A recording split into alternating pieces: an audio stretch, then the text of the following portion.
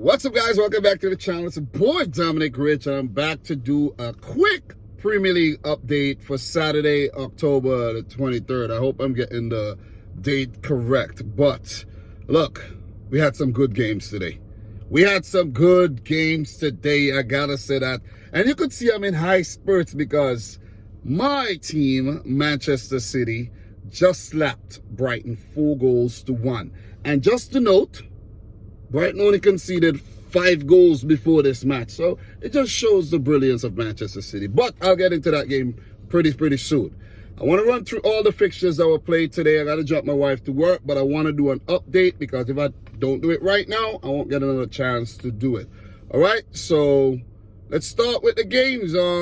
Arsenal 3, Aston Villa 1. I will be live tomorrow to go more in depth, but just want to come and give my reaction here. So Thomas Partey continues his fine goal scoring form, scored his first goal for Arsenal, was, scoring on international duty for Ghana as well. Pierre-Emerick Aubameyang missed his penalty, but put in the rebound in the 6 minutes of first time extra time. And Emil Smith-Rowe got a nice deflection off Tyrone Mings to put Arsenal 3-0 up. It was a dominant performance by the Gunners. And this is what now? This is about 6 games running that Arteta and his team has gone unbeaten. So pretty good stuff by Arsenal. As for Villa, I'm disappointed with the performance. Really disappointed. They did play better in the second half. Leon Bailey came on and Jacob Ramsey did get the goal. And they looked a lot better in the second half. But Arsenal, they were doing game management. So that's understandable. But resounding 3-1 victory for Arsenal. And with that win, they're 9th. They do have 14 points. 6th place Man United do have 14 points. Villa 13th with 10 points. It's not all doom and gloom yet for Dean Smith, but got to get his act together. That's what, 3 losses in a row. That's not good. You got to get your act together, man. 3 losses in a row. Not good. Not good. So what we're going to do, we're going to move right on. And look, Crystal Palace won. Newcastle United won. I did predict Crystal Palace to pick up a victory here. They could have. Benteke did score a goal that was disallowed, but it ended 1-1. And Crystal Palace giving up the point from yet another winning position, right? Benteke in the 56th minute, Callum Wilson in the 65th minute, and I mentioned that Benteke goal that was chalked off. It ended 1-1. And I think Crystal Palace were a better team. 75% possession. Like, they bossed the game. And Newcastle would be very happy with the point here in their first game after Steve Bruce was sacked. So, Graham Jones, not a bad job. Honeymoon period there. And it was nice to see Wilf Zaha off the bench as well. So, look, Patrick Vieira, you got to learn how to pick up wins, man. These draws aren't going to cut it, but still a point on the board. So, Crystal Palace have drawn their last 4 games, and I think 3 of those are from winning positions, if I'm not mistaken.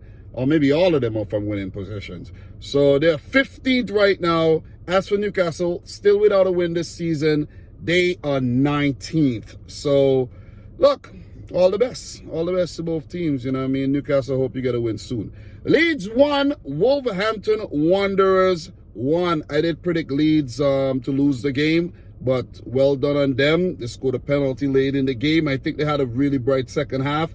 And Gelhardt, the youngster, had a lot of chances, but wasn't able to convert any. But Hwang Hee-chan in the 10th minute, he continues his fine goal scoring form for the Wolves. Woo! No, that's wrong. Oh!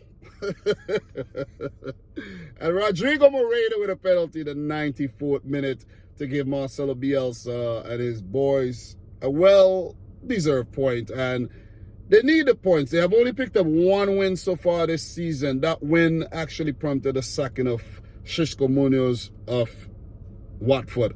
So that's what? 17 for Leeds. They have 7 points.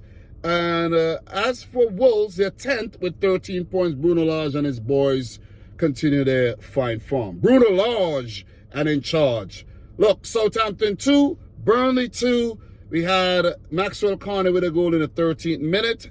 Tino Livramento with a goal in the 41st. And then Amanda Broja continues his fine goal scoring form for both club and country. He does play for Armenia in the 50th minute, and then Maxwell Cornet with the equalizer in the 57th minute. What a signing he's proven to be. The Ivorian international, 2 thumbs up. Wait, let me get my other thumb. 2 thumbs up, man. Tormentor of Manchester City. And it's nice to see a player of African descent actually doing well at Burnley Football Club. Really, really nice to see. So, point shared, and, well, a point apiece. Not point shared. I should say the point shared, a point apiece. And for Southampton, they're 16th. 1 win and 5 draws. They have 8 points. And for Burnley, without a win yet, they're still in the relegation zone with 4 points, 4 draws this season. Both teams, you know, it would have been good for either one of them to get a win. Didn't end up like that. Got 3 more games to run through. Listen, we're getting through these games. Everton 2, Watford 5. This one shocked me because I was watching this game and I switched over. I was watching a little bit of the World T20 World Cup West Indies versus England, and England trashed West Indies, and I switched. I was like, whatever, man, I'm not watching this anymore. And I continued to watch because I was watching one Premier League game with the cricket, and I'm like, F the cricket, man. West Indies doing garbage, man. And I came back over, and I'm like, Watford came back in the game, and then they ended up scoring 5. So in this game, Tom Davies in the 3rd minute, filling in for Ducory. Josh King equalized in the 13th minute, and then Richarlison actually came off the bench. He's fit again and put Everton ahead. So Everton were 2-0 up in the 63rd minute, and then in the 78th minute, Kuška, the Slovakian, scored in the 78th minute, and then Josh King in the 80th, 86th to complete his hat-trick, and Emmanuel Dennis Benaventure in the 91st to give Watford a resounding win, picking up their first win under new manager Claudio Ranieri to get their campaign, you know, going again. Because they didn't start too bad. They really didn't start too bad, and I don't think Cisco Munoz should have got sacked. But this was a very, very entertaining game. So Watford are 14th. They do have 10 points, 3 wins so far. And as for Everton, their horrible form at home continues after losing, you know, 2 games on the trot at home. Last 5 games, 3 losses, 1 draw, and 1 win. They're missing Calvert-Lewin. They were missing Richarlison. Injuries are messing up Rafa Benitez and Everton right about now. They do have 14 points still, and they're 8th. So not bad still. Man United do have 14 points with a game in hand. So let's just, that's sinking. So let's keep it moving though. Let's keep it moving. Chelsea 7, Norwich City 0. Jesus Lord, 7th heaven. Chelsea in 7th heaven, and they're on top of the table. They peppered Norwich 23 shots comparing to 3. Norwich, devoid of ideas, was a total domination act for Chelsea. And seeing that they had no Lukaku, no Timo Werner, and they still scored 7.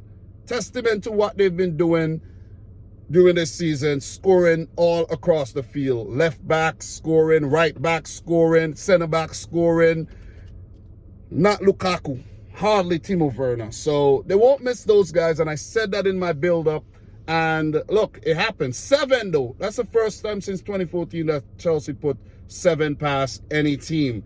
So in this game, we had a hat-trick. Mason Mount, 8th, 85th, and 91st minute.